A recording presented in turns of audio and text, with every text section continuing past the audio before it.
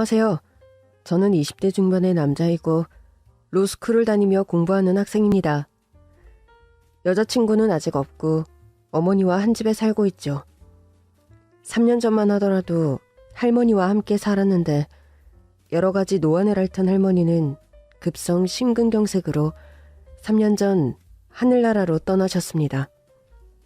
내가 지금 이렇게 눈을 감는 게 마음이 편치가 않구나. 하필 내가 떠나는 시점에 네 엄마 건강도 저리 안 좋아져서 내가 황천길을 가도 편히 가질 못하겠구나. 아이고, 불쌍한 내 새끼. 할머니가 돌아가시는 건 저도 너무 마음 아프지만 그래도 저 너무 걱정은 마세요. 저도 이제 20살 넘어서 다 큰 성인이고 제 앞가림은 저 스스로 하면서 살아갈 수 있으니 걱정 마세요. 아픈 엄마도 제가 잘 보살펴 드릴 거니까 마음 편히 놓으세요, 할머니. 아이고, 속 깊은 내 손주. 어려서 아비를 먼저 떠나보내고 네가 너무 철이 일찍 들었어. 저 세상 가서도 항상 네 애비랑 나랑 너를 지켜보면서 너 무탈하게 하는 일 다 잘되게 지켜줄 거니까 영우야, 아무리 힘든 일이 있어도 절대 포기하면 안 된다. 알았지? 알았어요, 할머니. 저 아무리 힘들어도 절대 포기 안 하고 열심히 잘 살아나갈게요. 할머니하고 약속, 변호사 된다는 거 그 약속도 꼭 지킬 거고요. 아휴, 내 새끼 장하다. 영우, 너는 꼭 할미하고 약속 지켜낼 거다. 그렇게 할머니와 전 새끼손가락을 걸고 약속을 했고 그것이 할머니와의 마지막이었습니다. 제 새끼손가락을 감싸고 있던 할머니의 손가락에 스르르 힘이 풀리며 할머니의 앙상한 마른 팔이 침대 난간 밑으로 툭 떨어지는 걸 본 순간 할머니가 운명하셨다는 걸 직감할 수 있었죠. 어머님, 정신 좀 차려보세요. 어머님, 저하고 영우만 남겨두고 이렇게 먼저 떠나시면 어떡해요? 네? 할머니, 저 할머니하고 약속 꼭 지킬 거예요. 그 약속 꼭 지켜요. 할머니는 오래전 아버지가 돌아가시고 난 뒤 거의 저희 집에서 가장의 역할을 다하면서 평생 고생을 많이 하며 살아오신 분입니다. 사실 저희 집에 아주 큰 불행을 가져온 교통사고가 과거에 있었습니다. 지금으로부터 거의 15년 전의 일이에요. 제가 초등학교 3학년쯤 됐을 무렵으로 기억합니다. 엄마, 아빠, 저는 여름 휴가를 맞아 가족여행을 다녀오고 있었습니다. 강원도 근처의 펜션에서 즐거운 휴가를 보내고 집으로 돌아오던 길, 마주오던 커다란 1톤 트럭이 졸음운전을 하다가 저희 차를 들이받는 바람에 운전석에서 운전하던 아버지는 그 자리에서 명을 달리하고 말았습니다. 뒷좌석에 있던 저는 그 사고로 다리를 크게 다쳐서 현재까지 다리를 저는 지체장애인이 되었고요. 그 사고로 그나마 멀쩡했던 것은 엄마였는데 엄마는 그 사실을 두고두고 죄스러워하셨어요. 남편은 사고로 저 세상 떠나보내고 옆자리에 앉아있으면서도 전 우리 영우 하나 지키지 못했어요. 애미야, 이 사고가 네 잘못도 아닌데 그런 말 말거라. 그나저나 황망히 저 세상으로 떠난 우리 영우 애비가 너무 가엾구나. 게다가 우리 어린 영우가 저리 크게 다리를 다쳐서 앞으로 어찌해야 할지. 그렇게 아버지의 장례를 치르고도 한동안 엄마와 할머니는 다리를 크게 다친 저의 재활치료 때문에 무척 고생을 많이 하셨습니다. 어린 환자라 앞으로 예후를 낙관적으로 기대할 수도 있겠지만 현재로선 영영 두 다리를 못 쓸 수도 있다는 가능성도 염두에 두셔야 하는 상황입니다. 네? 뭐라고요? 우리 영우가 걷지를 못하게 생겼다고요? 말도 안 돼요, 선생님. 우리 영우는 아직 10살밖에 안 된 어린애라고요. 우리 영우가 다시 걸을 방도가 전혀 없는 건가요? 수술을 한 뒤 그 예후가 좋아야 하고 저희 병원에서 운영하는 재활 프로그램이 있는데 일단 재활 치료를 열심히 해보는 것이 관건입니다. 그 전에 수술부터 빨리 받는 게 시급하고요. 할머니께서는 그때 가지고 계시던 모든 예금을 털어서 제 수술비를 마련하셨습니다. 부족한 돈은 친척분들에게 여기저기 부탁해서 그렇게 어렵게 마련해 오신 돈으로 저는 가까스로 수술을 받았고 엄마와 할머니가 정말 밤잠을 안 자가며 제 치료에 헌신적으로 매달리셨죠. 저는 어린 마음에 갑자기 한쪽 다리를 잃게 된 상황을 처음에 잘 받아들이지 못했습니다. 엄마, 갑자기 내 다리가 왜 이렇게 됐어? 이젠 나 앞으로 자전거도 못 타고 친구들하고 축구도 영영 못 하는 거잖아. 영우야, 지금 네 상황을 받아들이기 힘들겠지만 조금만 기운내서 걷는 연습을 해보자. 네가 재활치료 잘 받아서 의족으로 걸을 수 있게 되면 빨리 달리는 일은 힘들어도 네가 걸어다니는데 큰 문제는 없을 거라고 말씀하셨어. 영우야, 힘들어도 한 번만 일어나서 걷는 연습해보자. 오늘은 저 앞에까지 할미랑 엄마 손잡고 걸어갔다 오는 거야. 여기서부터 저기까지 10번만 반복하자. 하나, 둘, 셋. 옳지. 우리 영우 참 잘한다. 엄마, 할머니, 나 정말 너무 아파서 더는 못하겠어요. 어차피 내 다리가 이런 지경이 됐는데 이런 연습하면 뭐하냐고요. 영우야, 이 할미와 엄마를 봐서라도 네가 그런 말 하면 안 돼. 네가 이렇게 다리 다쳤다고 주저앉아 버리면 하늘에 계신 아빠가 얼마나 속상하겠니? 영우야, 연습만 부지런히 하면 너 얼마든지 걸을 수 있다고 했어. 힘들어도 다시 한 번만 해보자. 어서. 하나, 둘, 셋. 그렇게 전 엄마와 할머니의 응원을 받으며 재활치료를 정말 독하게 했습니다. 그런 노력으로 저는 사고 후 1년 정도가 지난 시점에서 한쪽 다리를 절긴 하지만 그래도 걸어 다닐 수 있는 상태가 되었던 겁니다. 처음에 이유를 좋게 볼 수 없었는데 할머니분도 그렇고 어머님분도 정말 대단하시네요.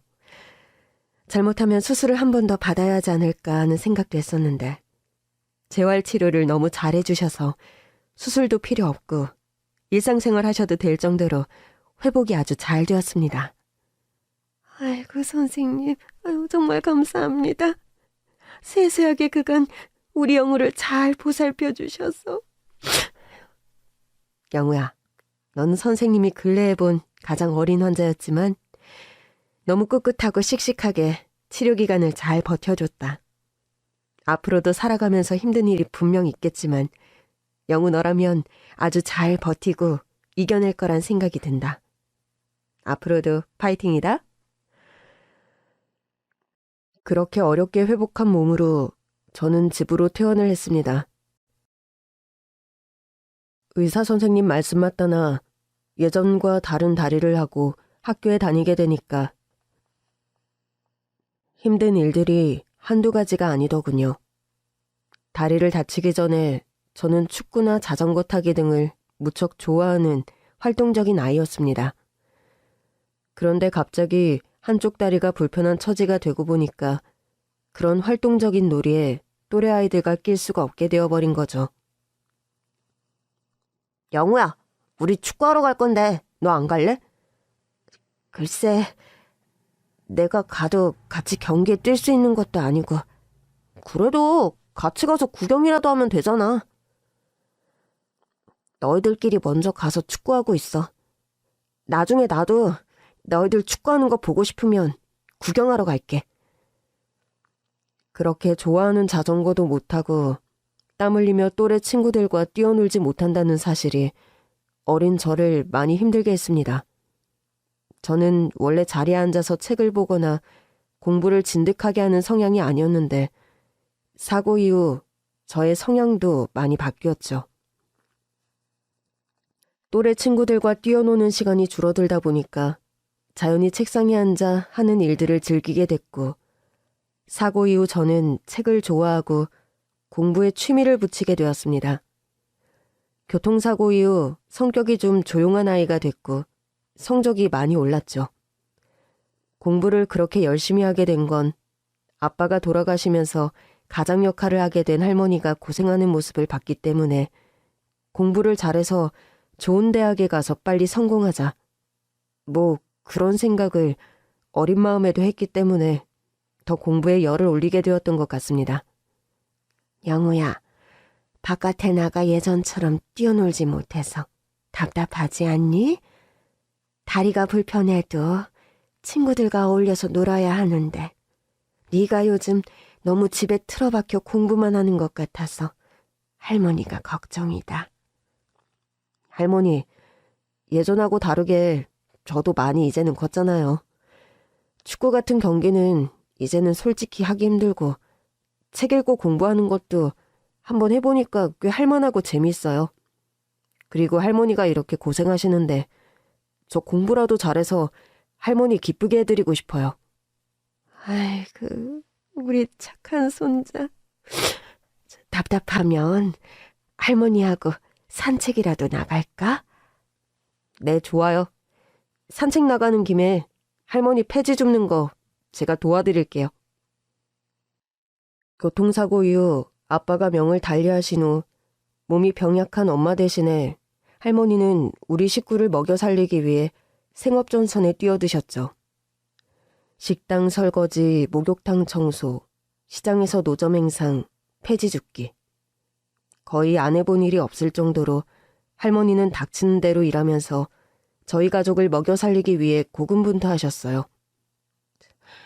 어머님, 일을 해도 젊은 제가 일을 해서 돈을 벌어와야 하는데 너무 죄송해요. 천식이 요즘 상태가 많이 안 좋으냐? 애미야, 네가 건강한 아이도 아니고 원체 병약해서 밖에 일을 못한다는 걸 내가 아는데 그런 말 안 해도 된다. 그래도 우리 집 형편이 제가 이렇게 집에 있을 상황이 아니라 늘 마음이 불편해요, 어머니. 한 사람이 돈을 벌면 어차피 다른 한 사람은 집에서 집안일도 해야 하고 영우도 보살펴야 하는데 넌 몸이 아파도 밥도 부지런히 하고 빨리 한번 밀리는 일 없이 살림 하나는 야무지게 해내잖니. 몸도 성치 않은 애가 살림 하나 잘 꾸려가는 것도 얼마나 힘든 일인데 내가 너 나름 최선을 다한다는 거 잘 알고 있으니 괜히 내게 미안한 마음 가질 필요 없다. 어머님, 그래도 죄송하고 늘 감사드려요. 어머님 나이가 있으신데 집에서 쉬셔야 하는 분이 매일 고생을 하시니 나 더 늙기 전에 네 건강이 빨리 회복되는 것이 내 소원이다. 나한테 미안하거들랑 밥 잘 먹고 잘 쉬면서 얼른 하루라도 빨리 건강해질 생각을 하렴. 알았지? 그렇게 몸이 아픈 엄마를 위로하면서 힘든 내색 한번 하지 않으시는 할머니였죠. 그런 할머니마저 3년 전 돌아가신 후 엄마와 저의 상실감은 무척 컸습니다. 집안에 큰 기둥 하나가 뿌리 뽑아져 나간 기분. 딱 그런 절망감과 슬픔이 우리 집을 찾아왔죠.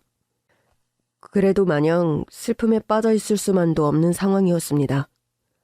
할머니가 돌아가신 후 전 가장의 역할도 함께 해야 했으므로 학교 다니며 공부만 하던 제가 아르바이트를 여러 개 시작하게 되었죠.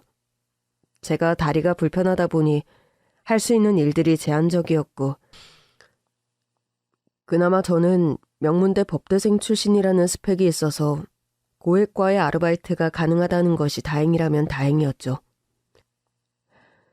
일주일에 5회 이상 과외 아르바이트를 하다 보니 솔직히 공부할 시간이 눈에 띄게 부족해졌습니다. 그래서 제가 내린 결론은 잠자는 시간을 줄이자. 현실적으론 그것밖에 답이 없어서 하루 거의 3시간, 4시간 자가면서 고학 생활을 이어가던 어느 날이었어요. 학교 수업이 끝나고 과외 아르바이트를 마치고 집에 늦게 들어왔는데 엄마가 끙끙 앓는 소리를 내며 거실 바닥에 쓰러지다시피 누워있는 겁니다. 엄마, 몸이 왜 이렇게 뜨거워요? 어디가 많이 아파? 영우야, 엄마가 오후부터 숨이 너무 가쁘고 몸이 좀 이상하구나. 몸에 발진도 잔뜩 일어나서 처음엔 내가 뭘 잘못 먹었나 싶었는데 그것도 아닌 것 같고.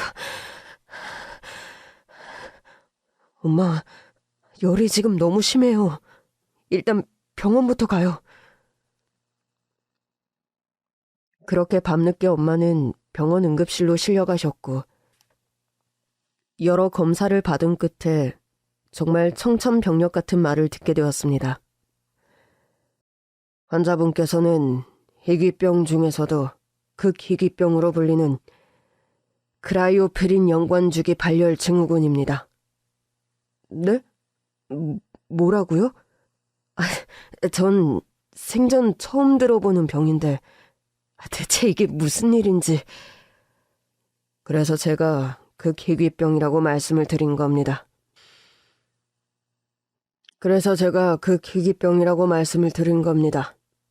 국내에서는 약 50명 정도가 투병 중이고 전 세계적으로도 100만 명 중 1명이 발생할 정도로 특수한 병인데 참 안타깝네요. 엄마가 걸린 희귀병은 병도 병이지만 약값이 천문학적인 액수가 들어가는 병이었습니다. 주사 한 번 맞는데 1,300만 원 정도의 돈이 들고 1년 정도 치료받을 때 들어가는 돈은 1억 원 가까이 든다는 소리를 듣고 솔직히 하늘이 노랗게 변하는 것 같은 기분이 들더군요. 그런데 고가의 그 주사제는 아직 국내 도입이 안 됐고 현재 국내에서 환자분들이 맞을 수 있는 주사제는 따로 있습니다. 그런데 그 주사제 역시 한 달에 약 200만 원 정도의 비용은 생각하셔야 합니다. 1,300만 원보다는 나은 금액이었지만 저희 형편에 한 달에 200만 원이 주사값으로만 든다는 건 적은 돈은 아니었죠. 그래도 엄마 앞에서 그런 내색을 할 수 없었고 전 최대한 현실적인 타겟책을 생각해봤습니다. 주사 한 번 맞는데 돈이 그렇게나 많이 든다니. 엄마가 과연 그런 주사를 맞으면서 투병하는 게 말이 안 되는 것 같다, 영우야. 엄마, 제가 로스쿨 졸업까지 딱 반년이 남았는데 졸업하고 최대한 빨리 변호사 시험 합격할게요. 그럼 그렇게 긴 시간 엄마가 고생 안 해도 될 거예요. 제가 시험 합격할 때까진 우리 집 담보로 대출받아서 엄마 치료비 충당하면 되니까 너무 걱정 마세요. 우리 가족한테 유일하게 남은 전 재산이 이 집 한 칸인데 생전 할머니가 그 고생을 하며 지켜낸 집이고 눈이 아버지가 악착같이 돈을 모아 고생고생 마련한 집인데 그 집을 아픈 나 때문에 까먹는다니 말이 안 돼. 영우야, 엄마 병은 엄마가 알아서. 엄마, 제발 쓸데없는 소리 그만하세요. 우리가 아예 방법이 없는 것도 아니고 제가 변호사 시험만 합격 빨리 하게 되면 타겟책이 없는 게 아니잖아요. 그때까지는 충분히 견딜 수 있을 거예요. 할머니까지 돌아가신 마당에 엄마까지 잘못되면 저 진짜 고아인데 저 고아 만들고 싶은 거 아니시잖아요. 네?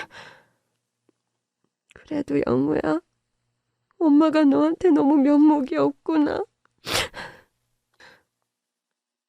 엄마, 마음 약한 소리 하지 마시고 치료 잘 받아요. 어떻게든 로스쿨 졸업과 동시에 최대한 빨리 변호사 시험 합격할 거니까 그때까지만 우리 좀 견뎌봐요. 아셨죠?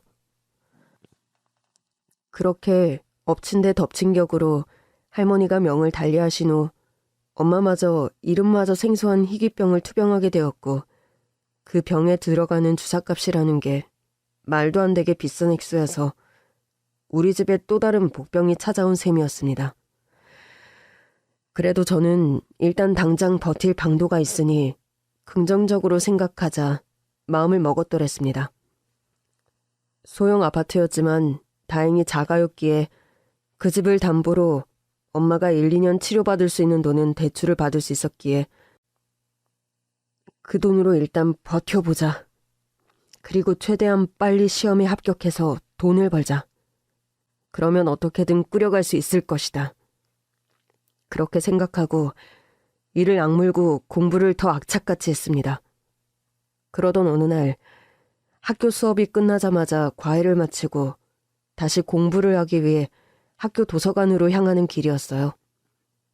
그날따라 날씨가 무척 추웠는데 학교 앞에 어떤 나이든 할머니 한 분이 허리를 구부리고 불편하게 폐지를 줍고 계신 겁니다. 영하의 날씨에 그렇게 힘겹게 폐지를 줍는 할머니를 보고 있자니 솔직히 마음이 좋질 않더군요.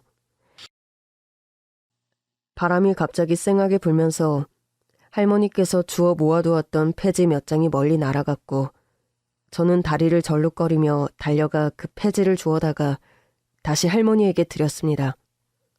아이고, 아유 세상에 청년 고맙기도 하지.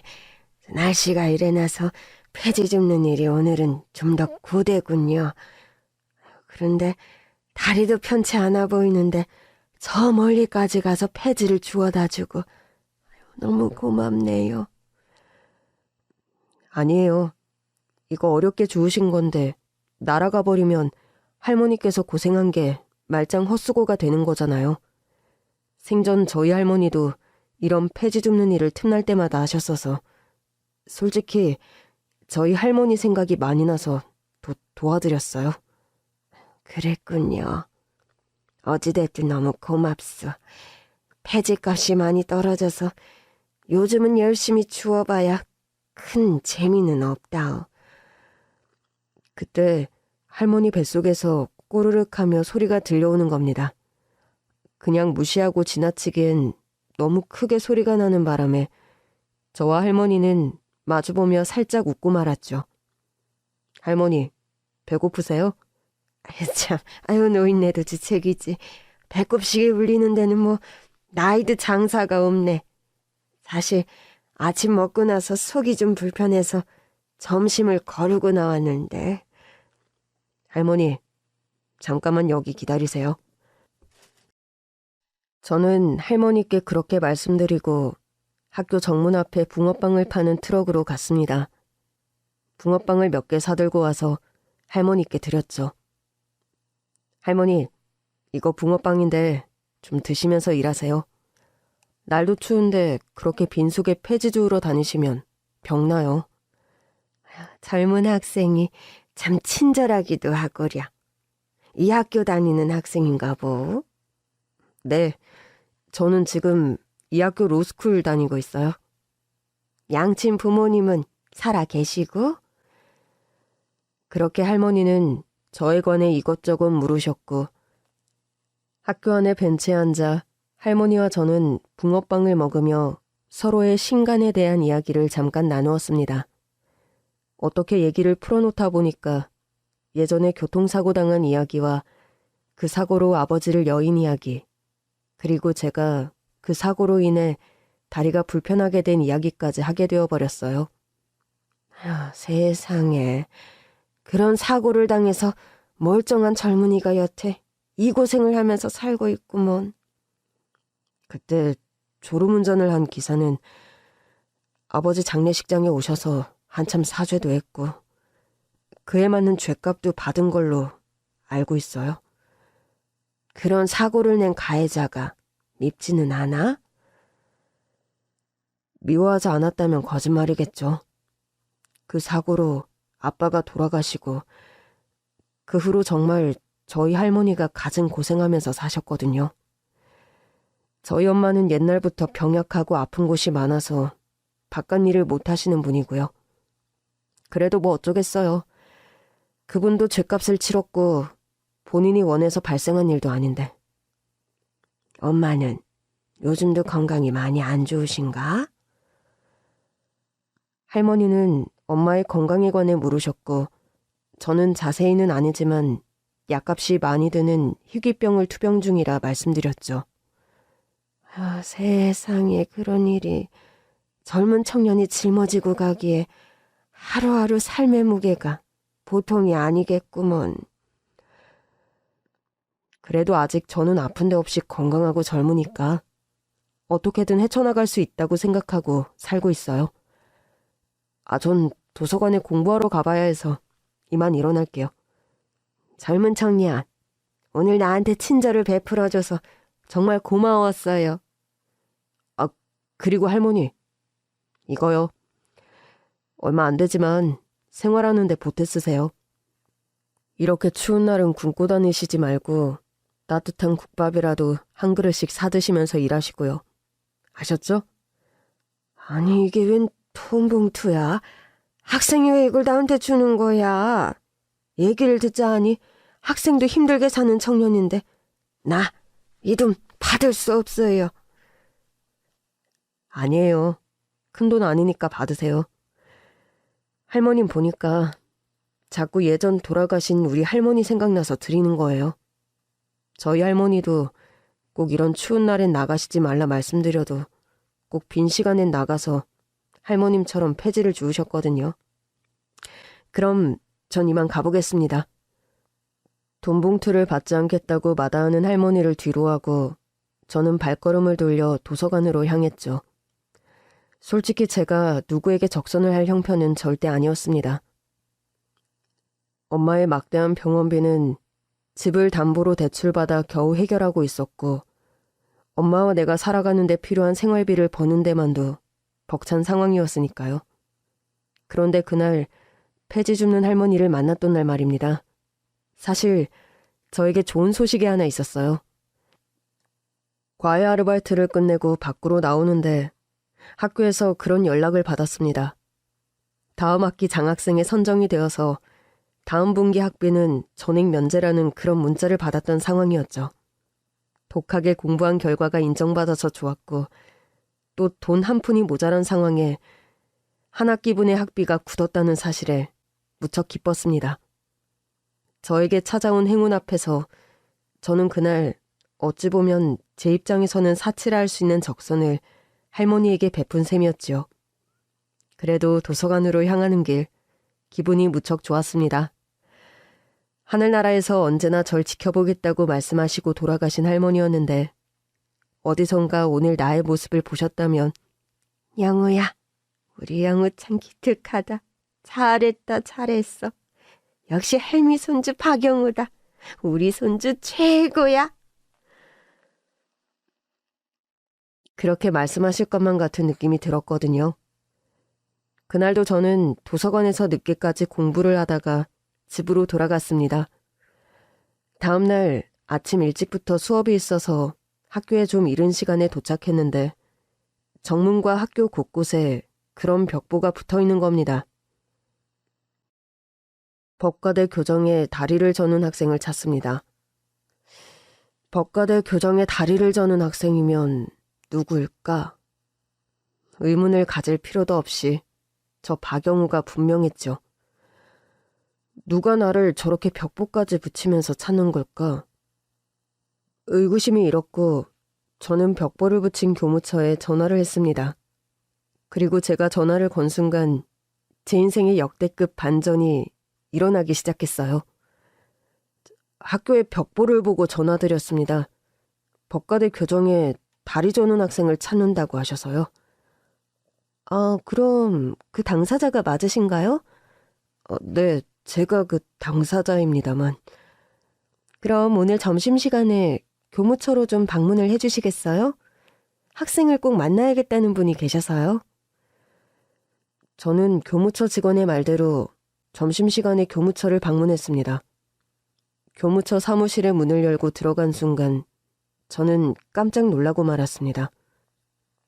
전날 학교 교정 입구에서 저와 함께 붕어빵을 먹었던 폐지 줍는 할머니가 말쑥한 차림새로 교무처 사무실에 앉아 계셨던 겁니다. 할머니 옆에는 아들뻘로 보이는 잘 차려입은 중년의 신사도 한 명 앉아 있었죠. 어제 그 폐지 줍는 할머니 아니세요? 그럼 벽보를 붙인 게 할머니세요? 아니, 왜 그렇게까지 저를... 제가 그렇게 영문을 몰라 하는 표정으로 목발을 짚고 교무처 안으로 들어간 순간 할머니와 그 남자분이 갑자기 자리에서 벌떡 일어나더니 제게 다가오는 겁니다. 게다가 그 남자분은 급기야 제 앞에 무릎을 꿇고 고개를 숙이며 닭똥 같은 눈물을 하염없이 흘리기 시작했습니다. 죄송합니다. 진작에 더 일찍 찾아뵙고 사는 모양을 살피고 도와드려야 했는데 그건 저 사는 일이 바쁘고 형편이 좋지 않아 이제야 나타나 제대로 사죄하고 안부를 묻게 되었네요. 학생, 사실은 어제 학생과 얘기를 하다가 학생네 가족이 15년 전 우리 아들이 과실로 교통사고를 낸 피해자 가족이라는 걸 알게 되었어. 혹시나 해서 경찰서에 가서 조회를 해보았는데 오늘 오전에 교무처에서 확인한 학생 이름 보고 당사자가 맞다는 걸 확인하게 됐다오. 그렇다 하더라도 다 지난 일이고 엄청 옛날 일인데 이제 와서 왜 이렇게까지... 제가 그날 졸음운전만 하지 않았더라도 학생 가족은 멀쩡히 잘 살고 있었을 텐데 그날 아버지가 돌아가시고 얼마나 고생하며 살아왔는지 어머님께 듣고 정말 너무 죄송했어요. 사실 그 당시에도 제대로 뭔가 보상을 하고 싶었지만 가진 것도 원치 없고 제 코가 석자라 학생 가족을 도울 방도가 막막해서 차일피일 미루고 있었는데 이제 겨우 제가 자리를 잡게 되어서 안 그래도 학생네 가족 거치와 사는 곳 등을 수소문하던 참이었습니다. 15년 전 트럭 모는 일을 하면서 물류 배달 일을 하던 그 남자분은 그날도 트럭에 잔뜩 물건을 싣고 배달을 위해 고속도로를 운전하는 중이었다고 합니다. 점심을 먹은 지 얼마 되지 않아서인가 엄청 식곤증이 밀려왔지만 그날따라 잠깐 졸며 쉴 수 있는 갓길이나 졸음 쉼터도 나타나질 않았고 그렇게 졸음을 참으며 운전하다가 저희 가족이 타고 있는 승용차와 정면 충돌하는 큰 사고를 낸 것이었죠. 그날 이후 전 왜 출발하기 전에 아예 조금이라도 눈을 붙이거나 독한 커피 한 잔 마시지 않고 운전을 했었던가 뼈저리게 후회했습니다. 제 순간의 실수로 한 가족이 그렇게 가장을 잃고 어제 저희 어머니를 통해 들으니 그렇게 아버지가 가신 후 할머니도 고생을 많이 하고 또 현재는 학생이 가장의 무게를 짊어지고 있다고 들었는데 게다가 학생은 멀쩡한 다리까지 저 때문에 죄송합니다. 정말 죄송해요. 아저씨는 그때 교통사고 과실치사로 형무소에 들어가 복역까지 하신 걸로 알고 있는데 그리고 저희 아빠 장례식장에도 오셔서 한참 사과하고 돌아가셨던 거 저 기억합니다. 제가 사과한들 그쪽 가정에 달라지는 것은 없을 거잖아요. 이미 벌어진 일이고 돌아가신 아빠가 살아 돌아올 리도 없고 또 학생은 평생 불편한 다리로 살아야 하는 몸이 되어버렸고 저는 그때 교통사고 과실치사로 형무소에 있으면서도 하루도 마음 편할 날이 없었습니다. 그 교통사고 가해자였던 아저씨는 형무소를 나와 트럭 모는 일을 그만두었다고 합니다. 그 후로 여러 사업을 시작했지만 매번 실패해서 사는 것이 녹록지 않았다고 하더군요.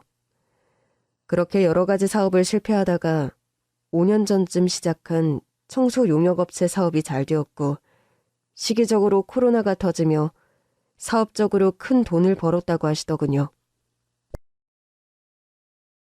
제가 그렇게 돈을 잘 벌게 되기 시작하자마자 생각한 게 바로 학생네 가족이었어요. 저는 평생 이렇게 제 잘못에 대한 과오를 제대로 보상할 수 있는 날이 오기만을 기다리며 열심히 살아왔습니다. 그렇게 말하면서 봉투 하나를 제 앞에 건네는 아저씨였습니다. 아니지, 이게 대체 무슨 봉투입니까? 제 지난 잘못과 과오로 인해 발생한 모든 일들, 그런 잘못들이 이 돈으로 다 해결될 수는 없겠지만 그래도 제 입장에서 뒤늦은 보상을 돈으로라도 해드리는 것이니 제발 사양 말고 받아주세요. 저는 봉투를 받아 봉투 안의 금액을 확인했고 예상치 못한 너무 큰 거액에 깜짝 놀랐습니다. 아무리 사람 목숨값이 중요하고 또 제 처지가 지금 이렇긴 하지만 이건 무척 큰 돈인데요. 학생, 제발 마다하지 말고 받아주구려. 우리 아들이 이제는 돈을 어디 가서 아쉽지 않게 아주 많이 번답니다. 방역업체를 시작한 사업이 코로나가 터지며 대박이 났고 그게 잘 돼서 요새는 청소업체, 이사업체로 확장해서 사업을 해요. 그런데 할머니는 어제도 분명 학교 앞에서 폐지를 줍고 계셨잖아요. 아유, 그건 늙은이가 이제까지 살아오던 버릇이 안 고쳐져서 그렇다오. 내가 평생 고생하며 살던 버릇이 몸에 익어나서 운동 삼아서 그렇게 요즘도 가끔 폐지를 주어요. 그렇게 폐지를 주어 번 돈은 노인들 무료 급식소나 그런데 기부를 하긴 하지만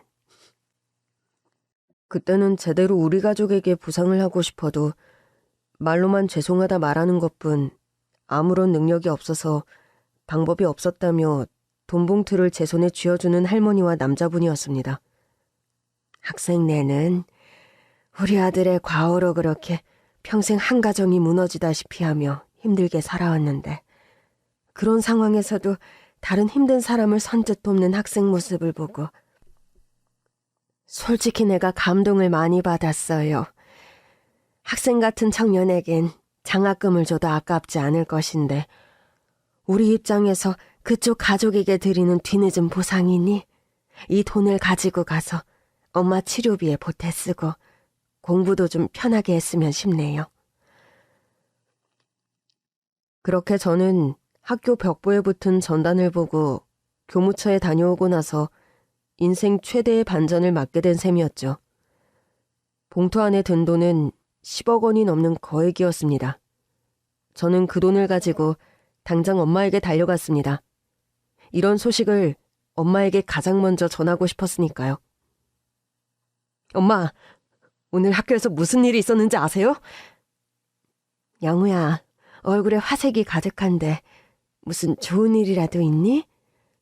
어제 제가 학교 앞에서 우연히 폐지 줍는 할머니를 도와드렸거든요. 그 할머니가 폐지 줍는 걸 보고 있으니까 생전에 할머니가 왜 틈만 나면 동네 폐지 주우러 다니시던 게 생각나서요. 그래, 어머님께서도 다리며 허리며 안 아픈 데가 없으신데도 그렇게 시간만 나면 동네에 폐지 줍는 일을 하셨지. 날씨가 추워도 더워도 그런 것에 구애받지 않고 참 고생 많이 하셨어. 엄마한테는 어제 말씀 못 드렸는데 어제 받은 과외비를 몽땅 그 할머니를 드렸어요. 사실 제가 장학금을 받게 돼서 다음 학기 등록금이 굳었거든요. 그런 좋은 일이 있었고 또 네가 착한 일을 했으면 엄마한테 말을 해야지. 왜 그런 일들을 이제야 말하니? 엄마, 솔직히 우리도 돈이 모자라고 궁한데 내가 그런 일 했다고 하면 엄마가 철없다고 저를 욕하실까 봐요.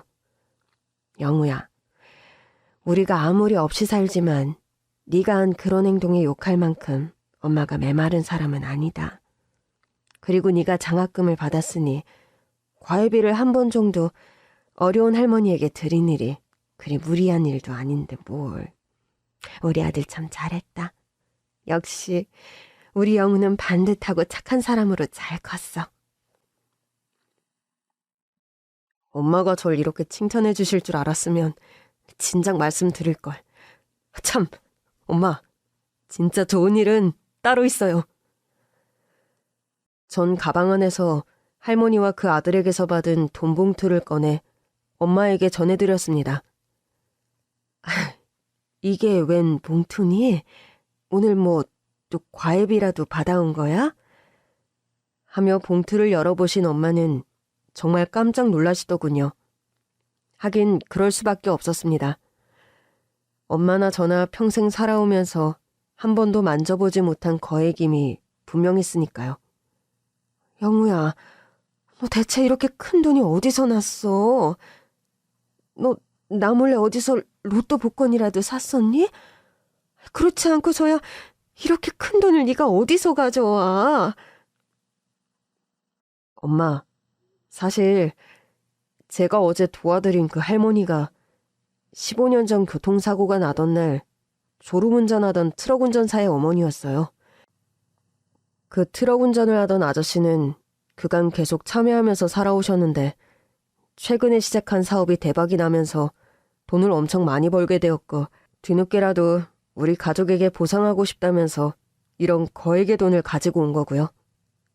세상에, 살다 보니 이런 날이 다 오는구나.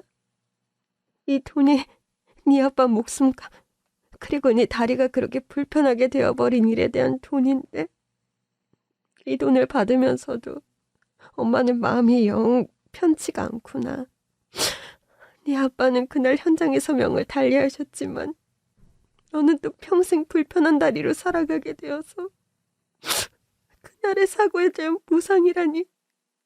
뒤늦게라도 이렇게 제대로 보상을 해준다니 고마운 일이긴 하다만 돌아가신 네 아빠가 살아 돌아오는 것도 아니고 이 돈이 있으면 살기는 편해지겠지만 네 다리가 다시 멀쩡해지는 것도 아니야. 엄마, 그만 우시고 우리 그래도 좀 긍정적으로 생각하기로 해요. 졸음운전을 한 그 사람이 분명 가해자이지만 처음부터 나쁜 마음을 먹고 일부러 그런 것도 아니고 뭐 음주운전 같은 것도 아니었잖아요. 보니까 평생 사죄하는 마음으로 그분도 쉽지 않은 시간을 보내오신 것 같더군요. 그날의 사고 이후로는 트럭 운전도 당장 그만두었다고 하고요. 그러게나 말이다. 그날 그런 사고가 일어나지 않았더라면 가장 좋았을 텐데. 네 할머니가 살아생전 그런 말을 자주 하셨었지. 이미 벌어진 일에 관해서 너무 마음 졸이고 괴로워하지 말라고. 네 아빠는 명을 달리했고 너는 다리가 불편한 몸이 되었지만 그래도 어린 영우라도 우리 곁에 살아남아 얼마나 다행이냐고 그런 말씀을 하셨지. 엄마, 우리 이제 이 돈이면 집 담보로 대출받은 돈도 다 갚고 엄마 치료비도 걱정 없이 받을 수 있게 된 거잖아요. 엄마 주사 맞으러 가실 때마다 얼굴이 늘 어두운 거 보면서 제 마음이 얼마나 무거웠는데 이제는 그러지 않아도 되는데 얼마나 다행이에요. 네 할머니가 세상을 떠나시면서 하늘나라에 가서도 네 아빠와 함께 늘 영우 너를 지켜보면서 지켜줄 거라고 하시더니 그 약속을 할머니가 하늘에서 지키신 것 같구나. 그렇게 폐지 줍는 할머니와의 만남을 통해 이뤄졌던 뒤늦은 보상으로 엄마와 저의 삶의 질은 한순간에 달라졌습니다. 일단 집을 담보로 대출받았던 돈을 모두 갚았고 큰 걱정 없이 엄마의 치료를 받을 수 있게 되었죠. 병원에 가는 날마다 안색이 어둡던 엄마였는데 경제적인 문제가 해결되고 나서는 이런 부분이 없어져서 저도 너무 마음이 편한 겁니다. 졸업이 얼마 남지 않았고 변호사 시험에 빨리 합격할 계획을 세우고 있던 저는 공부에 매진하기 위해서 평소 병행하던 과외 아르바이트를 모두 그만두었습니다. 선생님하고 공부하면서 성적도 많이 오르고 공부에 취미를 겨우 붙이게 됐는데 저 계속 가르쳐 주시면 안 돼요? 미안하다. 선생님이 졸업시험이며 변호사 시험을 앞두고 있어서 도저히 짬이 나질 않네. 대신 선생님 후배 중에 나 못지않게 잘 가르치는 후배가 있는데 그 선생님께 앞으로는 공부를 배워보는 게 어때? 선생님은 사정상 그만두지만 앞으로도 공부하다 물어보고 싶은 게 있으면 선생님한테 가끔 연락하렴. 그렇게 가르치는 학생들을 모두 정리하고 저는 오랜만에 공부에 매진하는 생활을 시작하게 되었습니다. 홀로 집에서 투병하는 엄마가 늘 걱정이었는데 경제적으로 여유가 생겨서 일주일에 몇 번은 집안일을 돌보는 아주머니를 불러서 엄마를 도와드릴 수 있게 되었고 저나 엄마나 한결 여러 면에서 여유가 생겼죠. 돈 걱정 없이 치료받게 되고 또 집안일을 도와주는 아주머니까지 생기게 되니까 엄마 역시 몸 컨디션이 하루가 다르게 좋아져서 너무 다행이었죠. 저 역시 과외 아르바이트를 몇 개씩 하며 힘들게 공부하다가 공부에만 집중할 수 있어서 좋았습니다. 열심히 그렇게 노력한 결과 무사히 졸업시험도 통과했고 졸업한 그해 저는 변호사 시험도 무리 없이 합격할 수 있었습니다. 엄마, 저 드디어 변호사 시험 합격했어요. 영우야, 정말 고생 많았다. 우리 아들 정말 장하다. 저는 변호사 합격 소식을 받아든 날 엄마를 모시고 아빠와 할머니가 쉬고 계신 추모원으로 향했습니다. 어머님, 우리 영우가 드디어 변호사 시험에 합격했어요.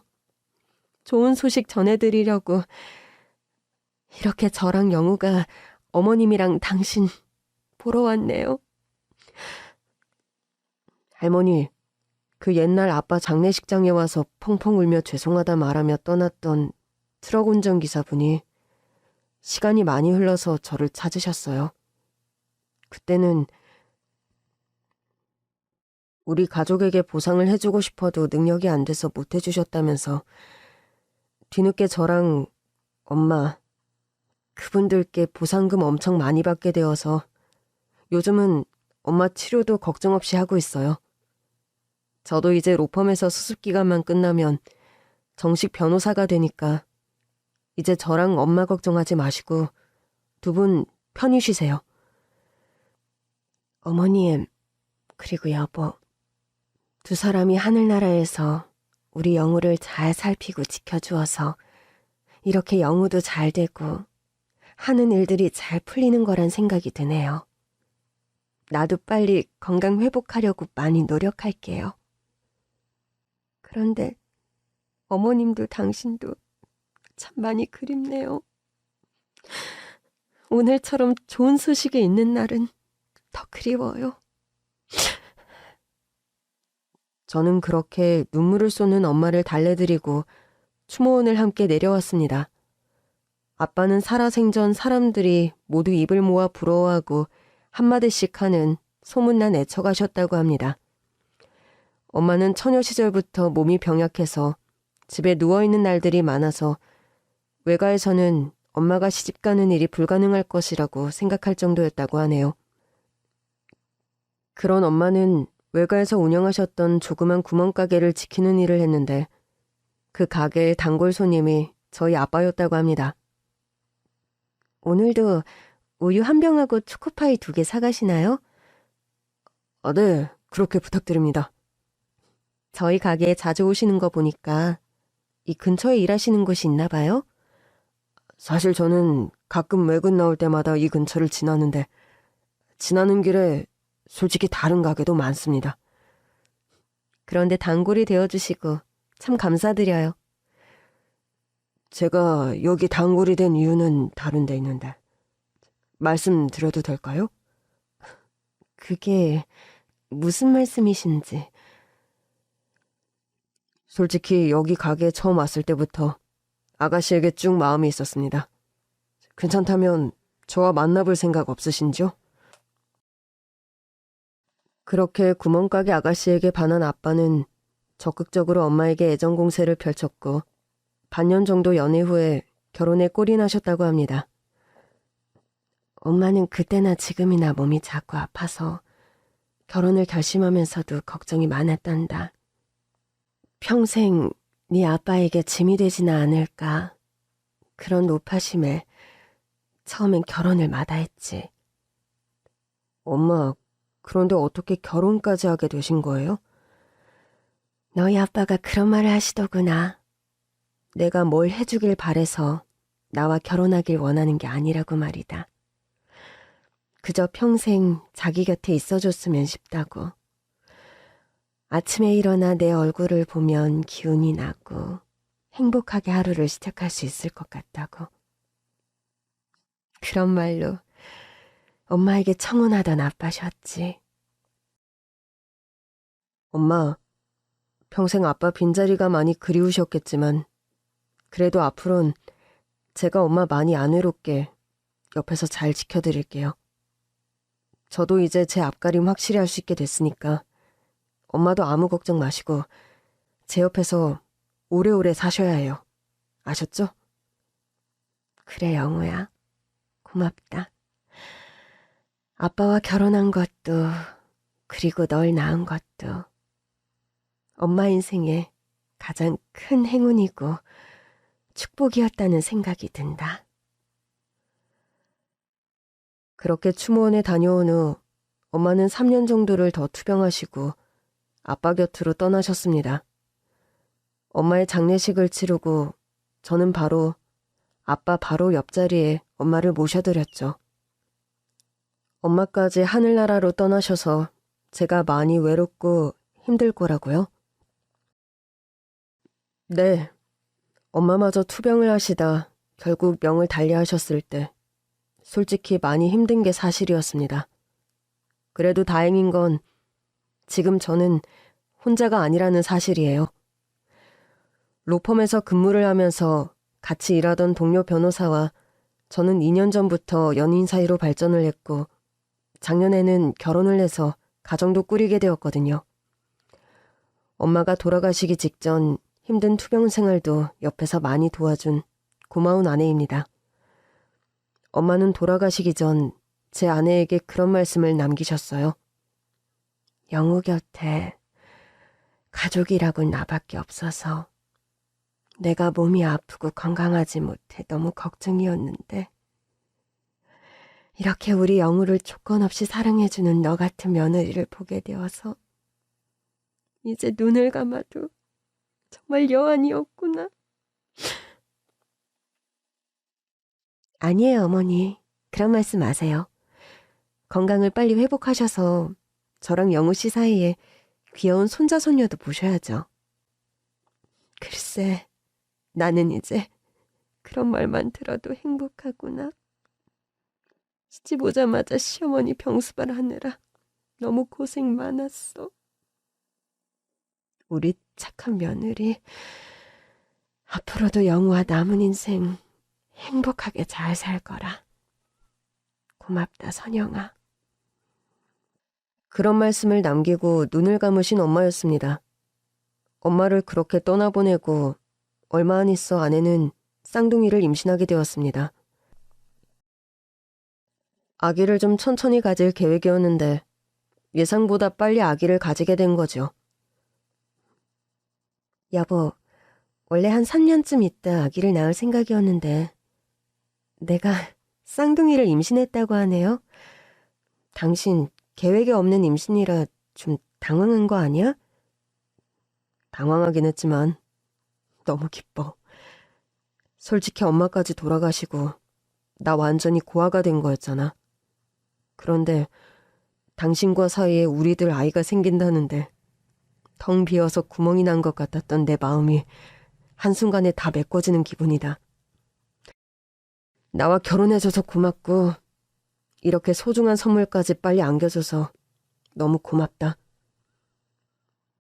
그렇게 저는 아내의 손을 잡고 좋은 소식을 전해드리기 위해 엄마, 아빠, 할머니가 쉬고 계신 추모원으로 향했습니다. 뭔가 기쁜 일, 슬픈 일이 있을 때마다 엄마와 제가 손을 잡고 자주 찾던 곳인데 아내 손을 잡고 추모원으로 향하는 길, 감개가 참 무량하더군요. 긴 얘기 들어주셔서 정말 감사합니다.